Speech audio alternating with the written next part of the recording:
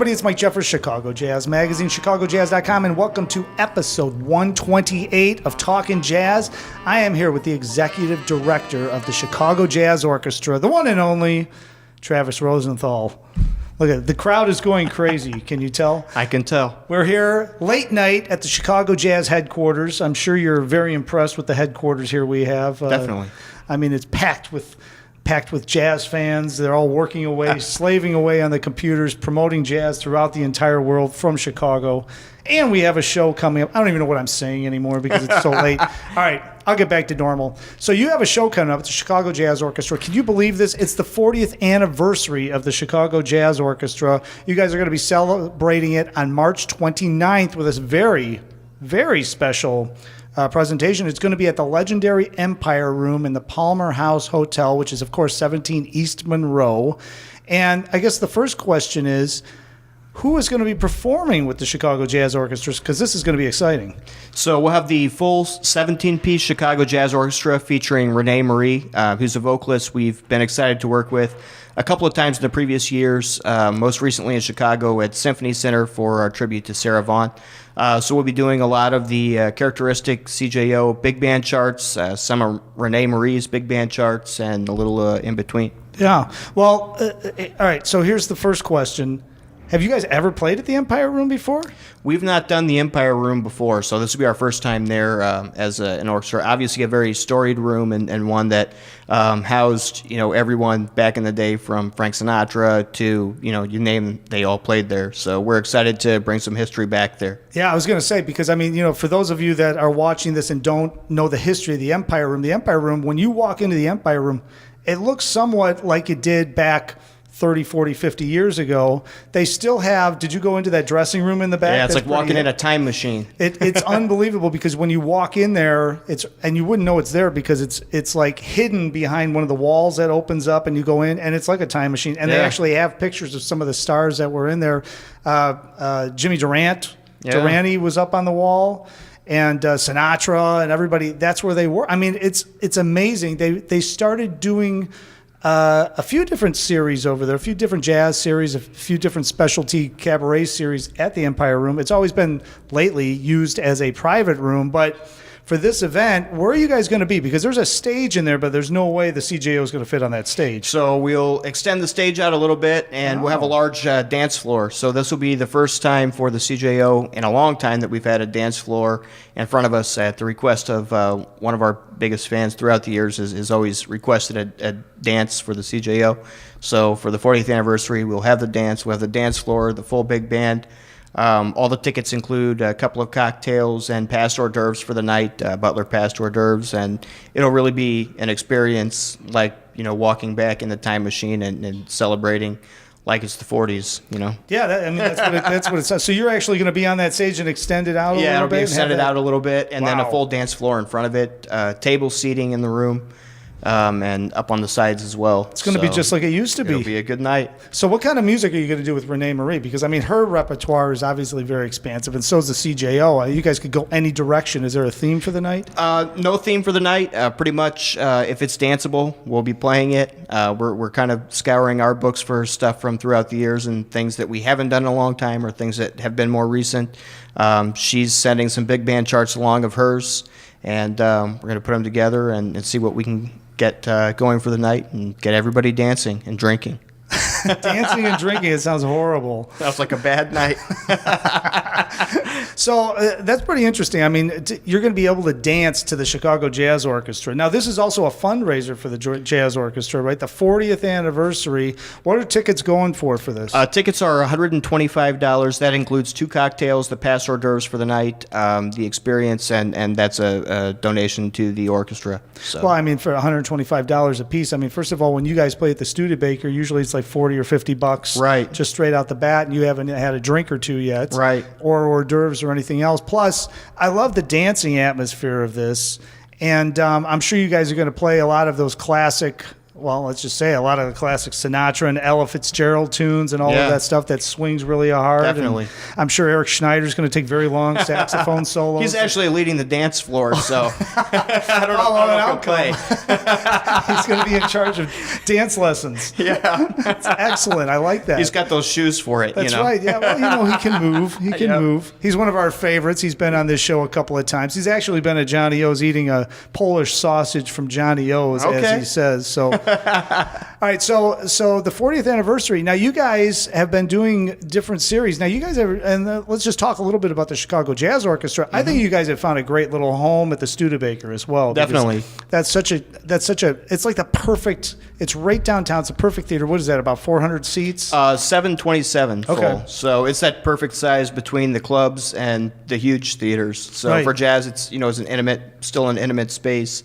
The sound is there, the location's there, being on Michigan Avenue and downtown, and this will be starting our third series there next fall. Wow. So you guys are doing that, but then let's talk a little bit too, because you guys have been featuring some different things in some clubs. Green Mill, obviously, and now you guys are doing kind of a different thing on Sundays at Winters, where you do a quintet or a quartet, CJO quartet, and then the full big band once in a while. Right. Talk a little bit about what that experience has been like. So we've been, for those, traditionally we've featured a vocalist every week. For the Winters series, we've just been doing the big band repertoire, no vocalist, just stripped down the big band stuff, a lot of bassy and different stuff like that, that, normally we wouldn't focus as much on when having a vocalist. So we did the last summer at the Green Mill, and we'll be hopefully likely returning to the Green Mill this summer, so we're looking forward to that. Yep. Doing a lot of different stuff there. We always like playing into the mill, and Dave's great, and we've had a good time there. It's pretty hip too, because when you see the CJO in a small club, whether it's Winters or whether it's the Green Mill, I mean, it's almost like it's almost like being in New York and seeing the Vanguard Band or something, where everybody's just packed into one spot and there's this huge sound. How are the guys must really dig it, and the ladies must really dig it that are in the band.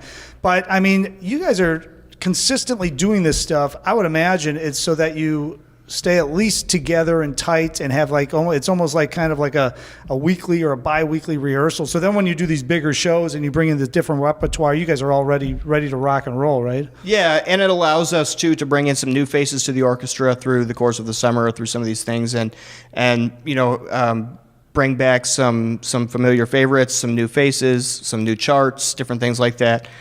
We just did a weekend at the Green Mill with Thaddeus Tukes and did a lot of the vibraphone big band classics, some of the Terry stuff. Gibbs, Lionel Hampton, and a lot of that stuff, and we had a blast. It was 2 days of a lot of fun. Oh yeah, and of course the Winters thing is going on throughout the spring. Winters thing is going on for the next couple of months. Yeah, we're alternating once a month there with the big band and once a month there with the CJO quintet.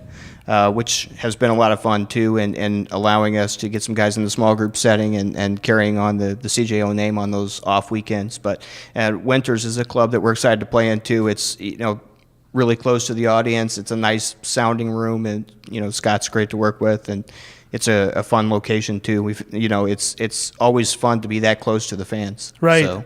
Well, and that's the thing, and everybody on the show always hears me talk about Winters, because Winters, Green Mill, Andy's Jazz Showcase, I mean, those are the clubs that are in the legend. Well, Winters just kind of got going, but I mean, they are bringing in some serious stuff. But it's that intimate space, I think, is what I'm trying to say, that all of those clubs have, and especially Winters, because Winters, even the Green Mill, how great it is and all that stuff, it gets a little packed by the bar. But Winters is specifically a listening room where you go in, you see a set, and that's what's happening, right? I mean, and they're starting really to carve out a niche on the jazz scene. And by having the CJO there, it's really a dynamite way to do your Sundays.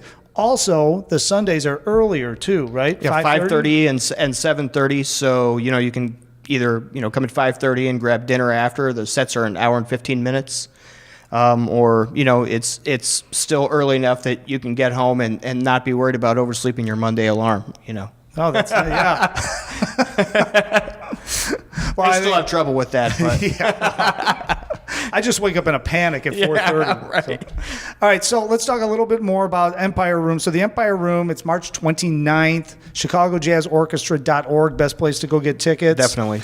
And doors are at 7, or is that when the band starts at 7? So doors are the band will start at 7, and it'll be about 3 hours or so total of drinking, dancing, hors d'oeuvres. Yeah. Can't go wrong there. No, you can't go wrong. And the Empire Room's a lot like an intimate club too, because that's how it was back in the 40s. So I think there's a cap on how many people you can really fit in there, right? Yeah, tickets are limited. 200 people total. That's it for the night. So get your tickets now. They're going quick. Make sure you get them now and get on the guest list. Yeah, I mean, this is going to be quite a scene over there. It's going to be very cool. And for those of you that have not been to the Empire Room, when you walk into the Palmer House, you walk into the big atrium, and up the stairs, there's only one door at the top of that stairs, and it says Empire Room. And I'll tell you, the legends have played there. I mean, people don't realize that because it was a long time ago, but the legends used to be there every week. They used to run 7 days a week, and they used to do those long runs with like huge headliners. It's amazing, some of the people that have played there. Even Sonny and Cher played there, Travis. Yeah. How about that? Look at that. Holy mackerel. All right, so all the information, ChicagoJazzOrchestra.org, March 29th, Empire Room. It's $125 for a ticket, but that includes 2 cocktails, past hors d'oeuvres with a butler. Yeah. Kind of cool. Kind of cool with a butler throughout the entire night, and dance sets all night long with the CJO and Rene Marie. So I think we covered a lot of stuff here in a short amount of time. Come and celebrate with us. Come and dance. Try not to watch me dance. Well, now everybody's going to watch you dance. That's it. All right, so thanks so much for watching. Travis, as I always say, hopefully somebody watching this will get over to the Empire Room on March 29th, or they'll come see the CJO at one of the other clubs or one of the other festivals that I'm sure are going to be happening all throughout the summer. So hopefully Travis will see you somewhere, and hopefully I will see you somewhere soon. But if one of us doesn't see you at this gig, hopefully we will see you somewhere out on the scene.